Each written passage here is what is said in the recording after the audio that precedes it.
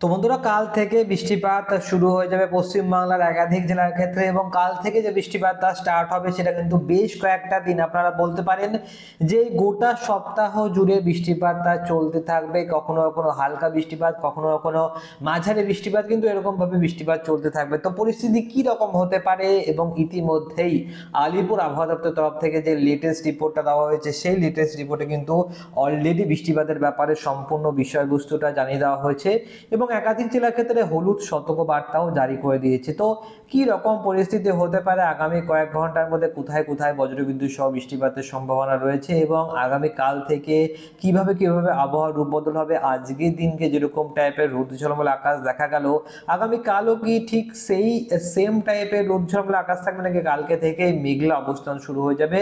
আপনাদের সমস্ত প্রশ্নের উত্তর আজকের এই ভিডিওতে আমরা ডিটেলসে দেওয়ার চেষ্টা করব। কাজেই আজকের এই ভিডিওটা অত্যন্ত বেশি গুরুত্বপূর্ণ হতে চলেছে। আপনি কোন জেলা থেকে আমাদের এই ভিডিওটা দেখছেন অবশ্যই কমেন্ট বক্সে লিখতে ভুলবেন না, এবং ভিডিওটা ভালো লেগে থাকলে ভিডিওটাকে লাইক করে দেবেন, চ্যানেলটিকে সাবস্ক্রাইব করে রাখবেন।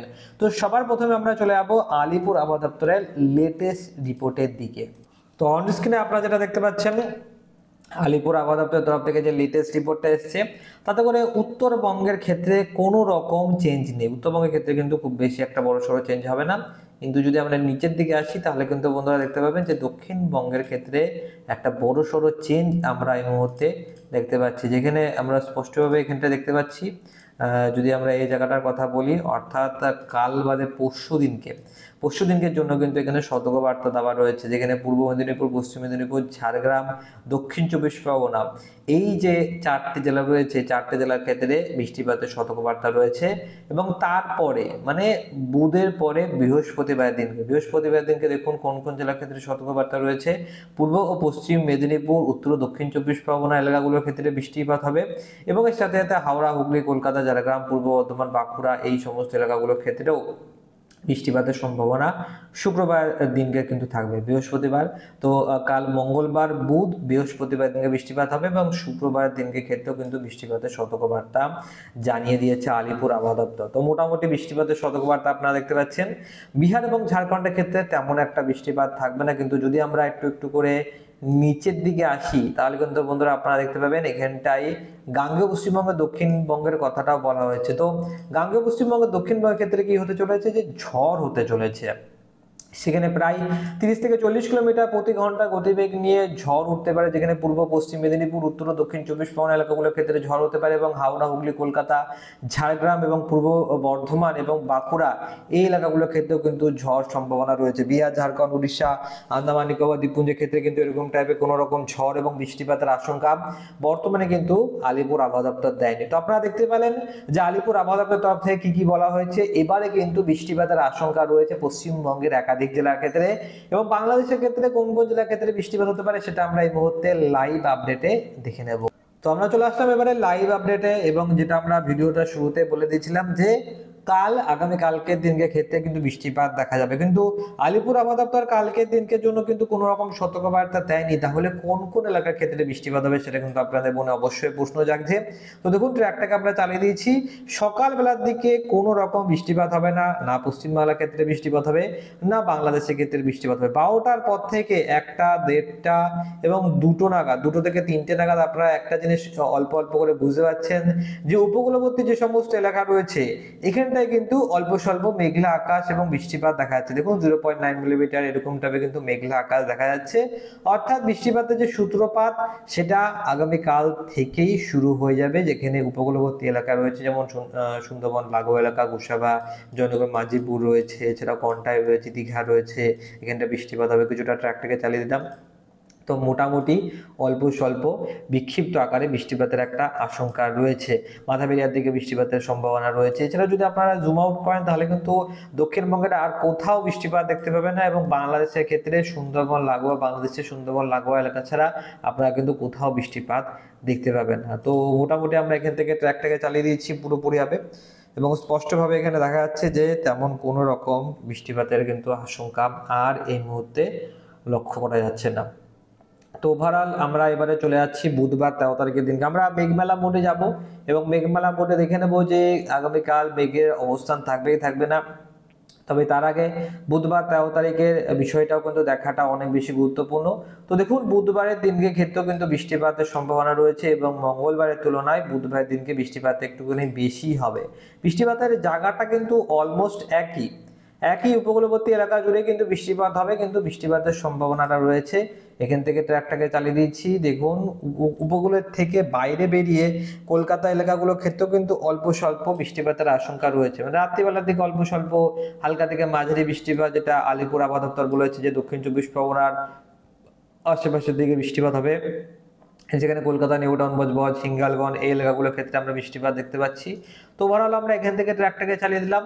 তো আপনারা দেখতে পেলেন যে মঙ্গলবার দিনকে একটুখানি বৃষ্টিপাত হচ্ছে, বুধবার দিনকে মঙ্গলবারের তুলনায় বেশি বৃষ্টিপাত হচ্ছে, কিন্তু এখনো পর্যন্ত সেই যে দফায় দফায় ভারী বৃষ্টিপাত সেটা কিন্তু আমরা এখনো পর্যন্ত দেখতে পেলাম না। তো ট্র্যাকটাকে চালিয়ে দিচ্ছি। চলে আসলাম বৃহস্পতিবার 14 তারিখের দিনকে, এবং বৃহস্পতিবার 14 তারিখের দিনকে সকালবেলা থেকেই মেঘলা অবস্থান থাকবে এবং হালকা থেকে মাঝারি বৃষ্টিপাত কিন্তু লক্ষ্য করা যাবে। দেখুন আমরা ট্র্যাকটাকে চালিয়ে দিয়েছি, চলে আসলাম। দেখুন এখানটায় স্পষ্টভাবে লক্ষ্য করা যাচ্ছে যে পশ্চিমবঙ্গ, দক্ষিণবঙ্গের কোলাঘাট, খড়গপুর এলাকাগুলোর ক্ষেত্রে, চন্দননগর, কলকাতা, এছাড়াও দক্ষিণ চব্বিশ পরগনার ক্ষেত্রে তো বৃষ্টিপাত হবেই।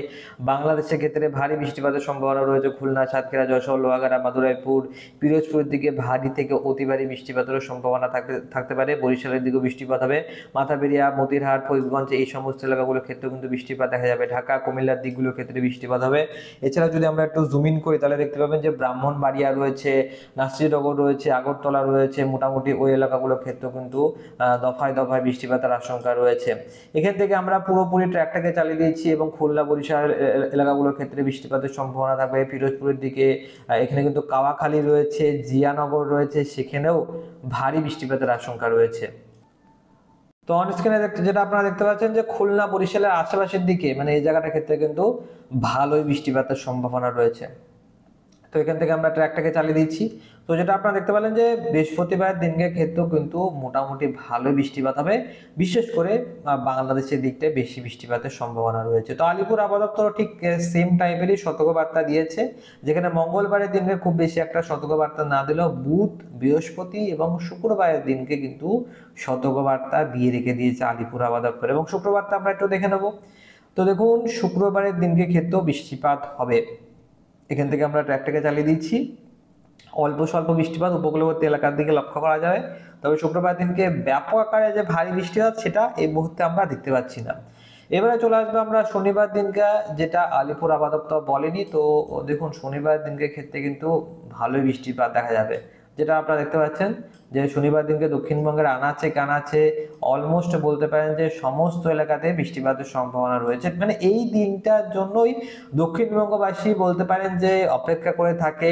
গরম যখন ব্যাপক পড়ে তখন কিন্তু এই দিনটা এরকম টাইপের যে দিন, যেখানে পুরো গোটা দক্ষিণবঙ্গ জুড়ে একবারে বেশ ভালোই তাপমাত্রার একটা ড্রপ লক্ষ্য করা যায় এবং সমস্ত এলাকার ক্ষেত্রে দফায় দফায় বৃষ্টিপাত লক্ষ্য করা যায়। এরকম টাইপের বৃষ্টিপাত কিন্তু সামনের শনিবার 16 তারিখের দিনকে লক্ষ্য করা যেতে পারে।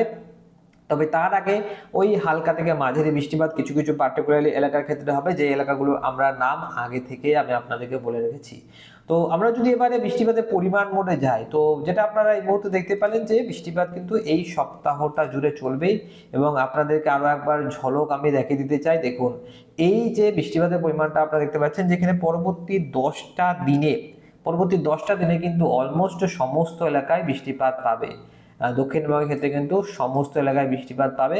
কিছু কিছু এলাকা থাকবে যেখানটা বৃষ্টিপাতের পরিমাণটা বেশি থাকবে, যেমন বালিচক, খড়গপুর, কোলাঘাট, তমলুক, বেলদা, এই দীঘা, মন্দারমণি, কন্টাই, হলদিয়া কিংবা সুন্দরবন লাগোয়া এলাকা, এখানটা কিন্তু তুলনামূলকভাবে বেশি বৃষ্টিপাত হবে। কিন্তু এমন কোনো এলাকা নেই দক্ষিণবঙ্গের ক্ষেত্রে যেখানে বৃষ্টিপাত হবে না।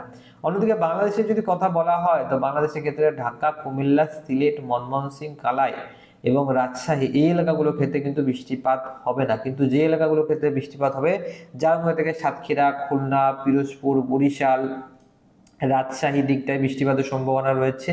তো মোটামুটি ওই এলাকাগুলোর ক্ষেত্রে বৃষ্টিপাতের সম্ভাবনা থাকবে এবং পশ্চিমবঙ্গের তুলনায় বাংলাদেশের ক্ষেত্রে একটুখানি কমই বৃষ্টিপাতের আশঙ্কা রয়েছে। তো ওভারঅল আপনারা কি বুঝতে পারছেন যে বৃষ্টিপাতের সম্ভাবনা এই সপ্তাহ জুড়ে বেশ ভালো মতন ভাবে লক্ষ্য করা যাবে এবং পরবর্তী সময়ে কিন্তু এই সপ্তাহটা গেলেই যে পুরো বৃষ্টিপাত কমে যাবে তেমনটা না, পরবর্তী সময়ে কিন্তু বৃষ্টিপাতের বড়সড় আশঙ্কা থাকবে। এবার আমরা যেটা দিকে নজর রাখবো সেটা হচ্ছে আগামী কাল কি রোদ ঝলমলে আকাশ থাকবে নাকি কালকের দিনকে পরিষ্কার আকাশ থাকবে। তো দেখুন আমরা ট্র্যাকটাকে এবারে ধীরে ধীরে এখান থেকে ফাস্ট ফরওয়ার্ড করে দেবো এবং যেটা দেখার চেষ্টা করবো যে কালকের দিনকে মেঘলা আকাশ থাকবে নাকি রোদ ঝলমলে আকাশ থাকবে। তো এখান থেকে ধীরে ধীরে ট্র্যাকটাকে চালিয়ে দিচ্ছে একবারে। তো দেখুন কালকের দিনকের ক্ষেত্রে বেশ ভালোই রোদ ঝলমলে আকাশ থাকবে, তেমন কোনো রকম অত বেশি মেঘ টেঘ নেই। তবে দেখুন এই নিচু এই যে এলাকাগুলো রয়েছে উপকূলবর্তী এলাকা সেখানটা টুকটাক একটুখানি মেঘলা আকাশ তৈরি হতে পারে, কিন্তু তাছাড়া আগামী কালকের দিনকে বেশ ভালোই রোদ ঝলমলে আকাশ থাকার সম্ভাবনা রয়েছে। কালকের দিনকে রোদ ঝলমলে আকাশ থাকবে, তারপরে ধীরে ধীরে মেঘলা অবস্থান শুরু হতে আরম্ভ করে দেবে। এবং যদি আমরা একটু বায়ুর দিক এবং গতি মোটে যাই তাহলে কিন্তু আপনারা মোটামুটি একটু ঝড়ও দেখতে পাবেন। দেখুন মানে ঝড় আগামী 5টা দিনের মধ্যে না হলেও পরবর্তী সময়ে ঝড় হবার একটা আশঙ্কা রয়েছে এবং বঙ্গোপসাগরে যে একটা ঘূর্ণাবর্ত তৈরি হচ্ছে সেটা কিন্তু আপনারা স্পষ্টভাবে দেখতে পাচ্ছেন, যেখানে এটার যে গতিবেগ সেটা অলমোস্ট এখানটায় 80 কিলোমিটার প্রতি ঘন্টা গতিবেগ লক্ষ্য করা যাচ্ছে। তো মোটামুটি কিন্তু ভয়ানক একখানা ঝড় পশ্চিম বাংলার দিকে এগিয়ে আসতে চলে যাচ্ছে, যার ফলে কিন্তু বন্ধুরা বৃষ্টিপাতেরও বড়সড় আশঙ্কা পশ্চিমবঙ্গের দিকে লক্ষ্য করা যাবে। তবে পরবর্তী 5টা দিন তেমন কোনো ঝড় থাকবে না, তারপরে 5টা দিনে কিন্তু ভালোই ঝড়ের আশঙ্কা থাকবে। তো ওভারঅল আপনার এই ভিডিওটা কেমন লাগলো অবশ্যই কমেন্ট বক্সে লিখতে ভুলবেন না আপনার জেলার নাম সহ এবং সাবস্ক্রাইব করে রাখবেন। আপনাকে অসংখ্য ধন্যবাদ এই ভিডিওটা শুরু থেকে শেষ পর্যন্ত দেখার জন্য।